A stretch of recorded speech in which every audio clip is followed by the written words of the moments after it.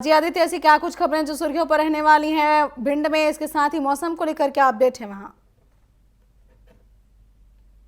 मैं अभी खड़ा हुआ हूँ तो मौसम को लेकर ये है कि अभी कल रात से यहाँ रिमझिम रिमझिम बारिश हो रही थी कि अभी हम फिलहाल जो बाहर खड़े हुए हैं यहाँ बारिश अब थोड़ा बारिश ने तेजी पकड़ ली है और तेजी से ये बारिश हो रही है।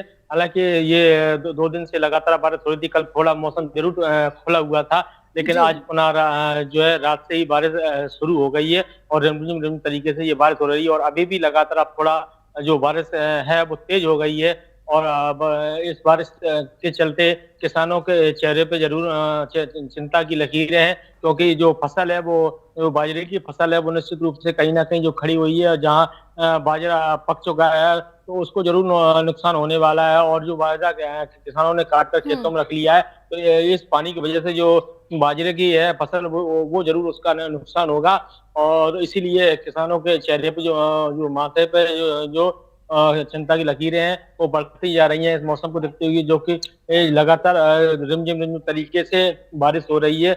इसी कड़ी में लेकर के जो दो डैम है उनको लेकर भी भिंड प्रशासन को सिंचाई विभाग की ओर से सूचना दी गई है कि जो डैम है वो पानी ओवर हो गया है और जी। उनका निकासी कभी भी की जा सकती है। भिंड प्रशासन को एक पत्र लिखकर इसके बारे में अवगत कराया है और ताकि जो नदियों में आएगा पानी उसको लेकर जो प्रशासन है अलर्ट रहे कि पानी जो डैम से वो कभी भी छोड़ा जा सकता है।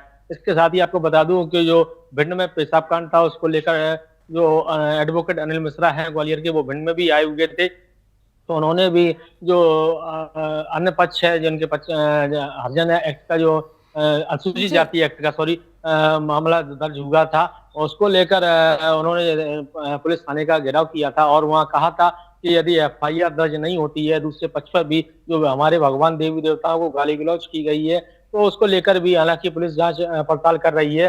हालांकि अतिरिक्त पुलिस अधीक्षक संजीव पाठक के द्वारा ये बताया गया था कि अगर ऐसा है तो उसकी जांच पड़ताल की जाएगी और तथ्य आने पर निश्चित रूप से दोनों ही पक्षों में कार्रवाई की जाएगी।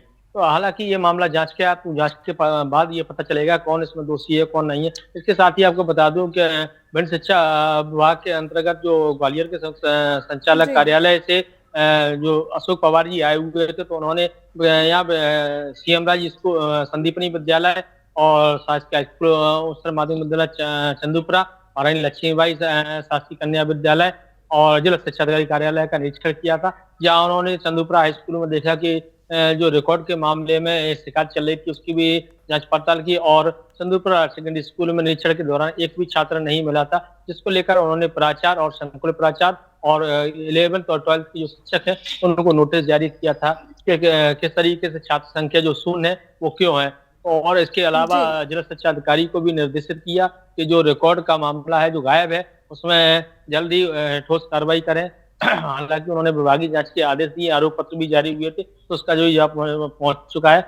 अब आगे देखना होगा कि इसमें क्या कार्रवाई होती है। इसके अलावा बता दूं हम्म। अमृतसर जी के भिंड कलेक्टर जो करोड़ी लाल मीणा है जो अभी हाल ही में आए हुए थे, क्योंकि तो उनके द्वारा भी जो एसआईआर को लेकर तमाम संगठनों के साथ बैठक की गई है और उनको निर्देशित किया गया। हालांकि वीडियो कॉन्फ्रेंस के माध्यम से जो बीएलओ वगैरह हैं जी। उनको भी निर्देशित किया गया और साथ ही ट्रेनरों को ट्रेनिंग भी दी गई है। इसको लेकर भी लगातार बैठक और निर्देशित किया जा रहा है। इसके साथ ही आपको बता दूं कि जो सरकारी तालाब है, सरकारी तालाबों की जमीन पर जो भूमाफियाओं के द्वारा आक्रमण किया गया है तो ऐसे में उन सरकारी जमीनों को जो बेशकीमती जमीनें हैं जो भूमाफियाओं के कब्जे में है तो इसको लेकर भी भिंड कलेक्टर को संज्ञान लेना चाहिए मामले में। और जो भी भूमाफियाओं ने सरकारी तालाबों की जमीन पर आक्रमण किया है उनको भी जी। अतिक्रमण मुक्त कराना चाहिए।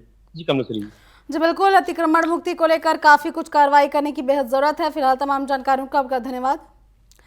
और ये थे हमारे सहयोगी आदित्य द्विवेदी जिन बताया कि कई ऐसी खबरें जो सुर्खियों पर है। साथ ही मौसम को लेकर जो है बदलाव देखा जा रहा है। मध्य प्रदेश के भिंड में सुबह से ही बारिश देखी जा रही है। इसके साथ ही कई जगहों पर अतिक्रमण को लेकर भी हमारे सहयोगी ने जानकारी दी और कहा कि जो है इन अतिक्रमण को मुक्त कराने की बहुत जरूरत है।